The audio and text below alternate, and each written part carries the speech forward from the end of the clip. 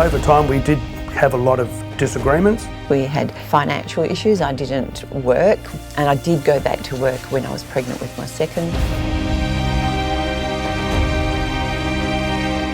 An imbalance in terms of raising the kids. It was pretty much an unmanageable situation for a long period of time. And I think we got quite stubborn at times. We just argued a lot. We were just trying to find each other's space in each other's lives, and we just ignore one another. We were quite hurtful to one another. We had a fundamental understanding of where we were going, but it was all the little bits and pieces. They caused friction.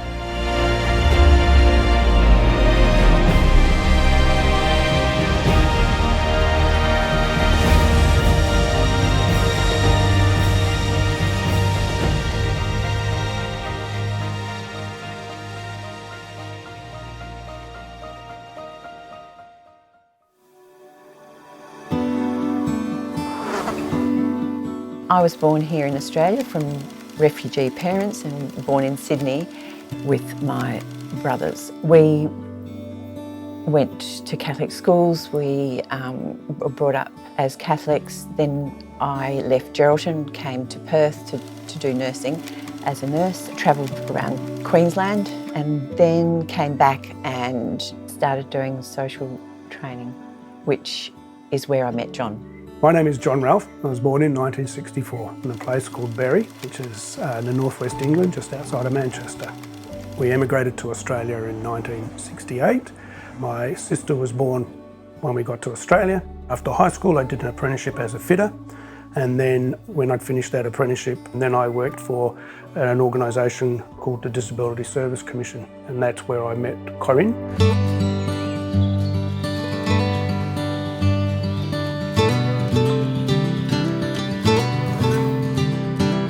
We were working together, we were training together, which was really lovely. We didn't really connect straight away. We were just working together, and there wasn't an immediate connection between Corinne and I. We just worked together, and it gradually grew over a couple of months. She was quite a bit different than most of the other girls that I'd met previously. Always had an opinion, so she was quite vocal in her way of putting things across. So she was a really strong, opinionated person, which really attracted me to her. So we would always talk about things, but always be respectful of each other's opinion and never really dominating each other. But he was very kind, very considerate. We started seeing a lot of really good things in each other, and which was really beautiful to see. And he cherished me, and I appreciated. The romance and love just grew from there gradually. Worked together for about 12 months, and that's where I proposed to Corinne. We got married in 1988. It's all in our hands, this life of time that's given to us all. We married. We had, I think, only 50 guests. It was really small, it was intimate, it was about us, it was about our union. It was very simple, but it was very beautiful. It was just what we wanted. We had expectations of each other. I think we both had very similar views in what we wanted, how we wanted to do things. We believed that God was in our marriage, and we really strongly believed that that was part of our, the core of our unity together. A couple of years of marriage was really good. We knew each other really well. We were, just got on with buying a house, establishing ourselves in professions. Corinne and I were both working full-time in the first year. Early married life was beautiful. We both had so much in common. We both liked each other's company, and we had a lot of friends in common. And those early days were just amazing. We couldn't keep ourselves apart from each other. We were very committed. There was no obstacles. It was just work and us.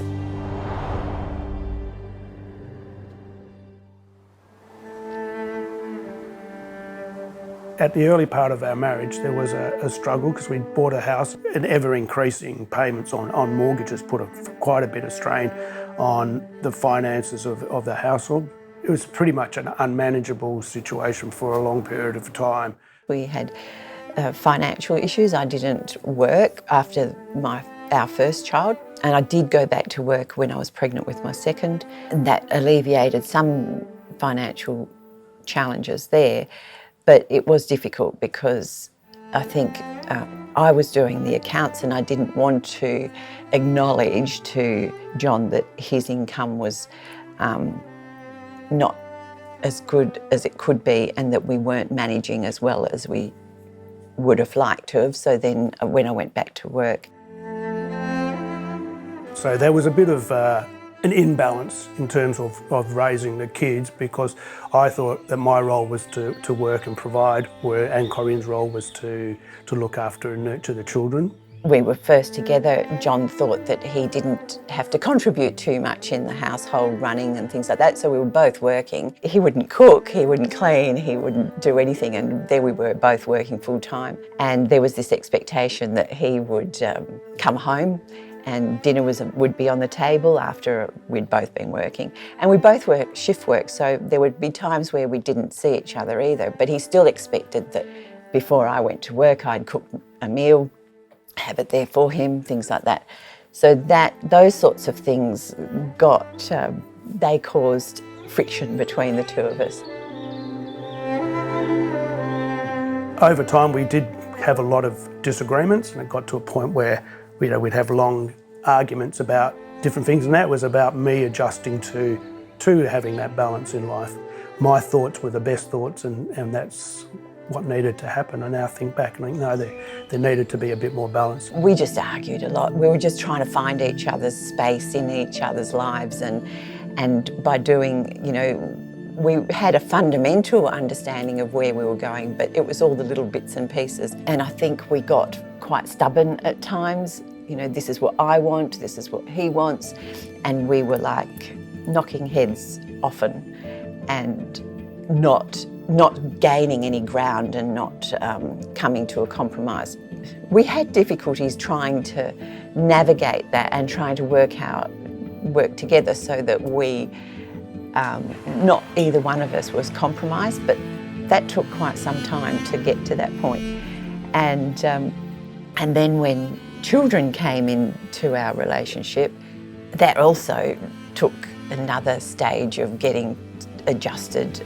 We have 4 sons, and it did push John and I in 2 different directions. There was some struggles with that because John was very focused on every one of his sons was going to be the next football player or cricket player or whatever.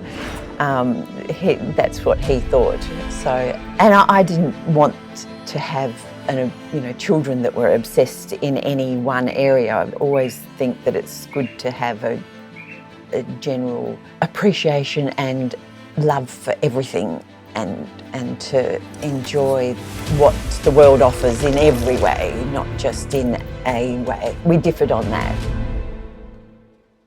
We would yell, there'd be long periods where we would just ignore one another. We were quite hurtful to one another, just disagreements over the minor things.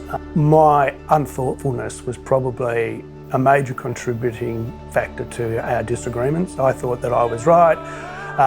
Like I said, I didn't think of any depth in any of the conversations. I just took it as what it was. The words that came out of the mouth was what I worked on. I didn't look for any meaning. I've never been a person that sort of can see a meaning behind the words, or those hidden subtleties that are in a conversation. So that caused quite a bit of angst. I don't think that our love for each other changed. We were still very focused on each other. We just had lots of different, with children and finance and work, they took up all the space. So we didn't have that abundance of time to be with one another. Then when the children were in our lives, they became a focus. They took that time away from our little unit. So I then didn't not become devoted to him, I just expanded my devotion to my children. And he was my knight in shining armour. I felt like he was always there. It was very beautiful. Loved him.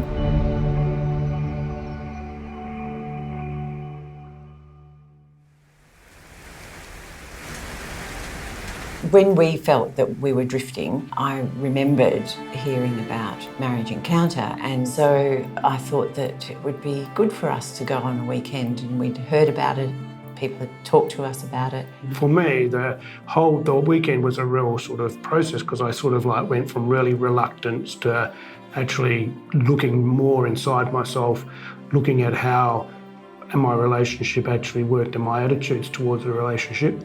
And then it sort of broke it down to quite the real micro sort of part of the relationship.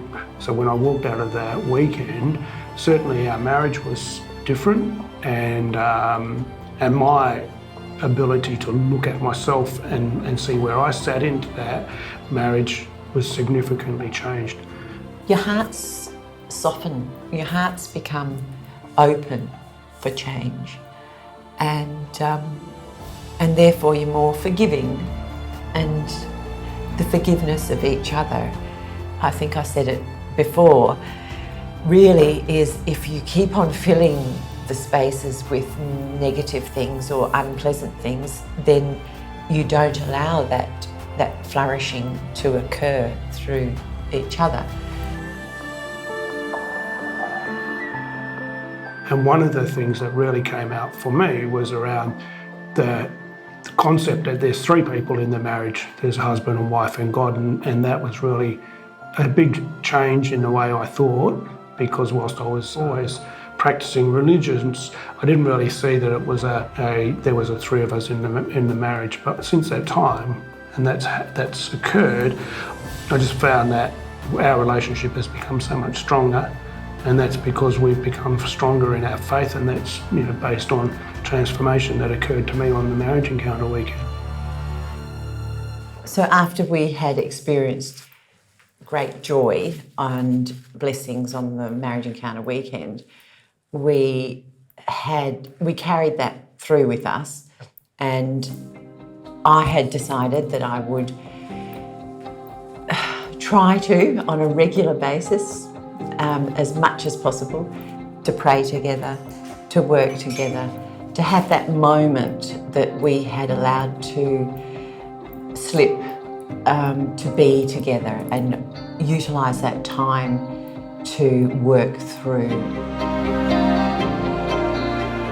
I made the decision from Marriage Encounter weekend was around really listening to Corinne, and to give the time to listen, because we always sat down and talked, but I just wondered, like I learned from the weekend that I probably didn't listen enough. And so I learned to change the way that I communicated. Because you've developed that openness of heart after the Worldwide Marriage Encounter weekend, you're more able to accept each other again, to see that love for your spouse again. And therefore, it's a trust again, and you learn to trust your spouse, and therefore you can say sorry. You can apologise for so many wrong things, because your heart is full, your cup is full of love again. Didn't have that harshness about our relationship and about myself and about my perspective of John. The forgiveness is there, but it's wrapped up in the love that you share with each other. In our relationship, understand that feelings they're not right or wrong. They're just a feeling, and what Corinne feels is not necessarily how I feel about a certain subject, but it's my role to actually listen to her feelings and to try and understand her feelings, not our feelings or not my feelings. So if Corinne is upset about something that has happened, then I look at that as her feeling, and I have to work through that. Our home is a little church. we pray, strong together in our faith and in the love that we share with other people. So having the crucifix or pictures of Mary or what have you in your home reflects that there's always a moment where God is with you and God is with us. So that sacrament of marriage is so vital in the relationship to keep it going. And I think I've always believed that marriage is a sacrament and is a powerful sacrament that couples to continue their relationship, and having that blessing within our lives and to have that revisited and reconnect with that and see it in everything.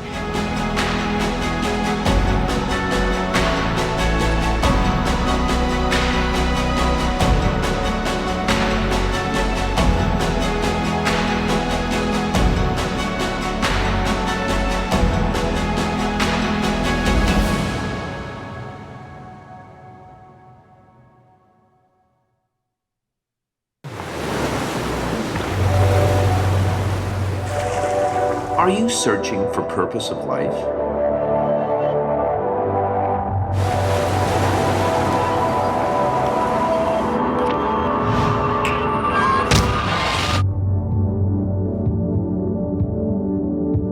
Discover your true identity. Stay tuned to Shalom World.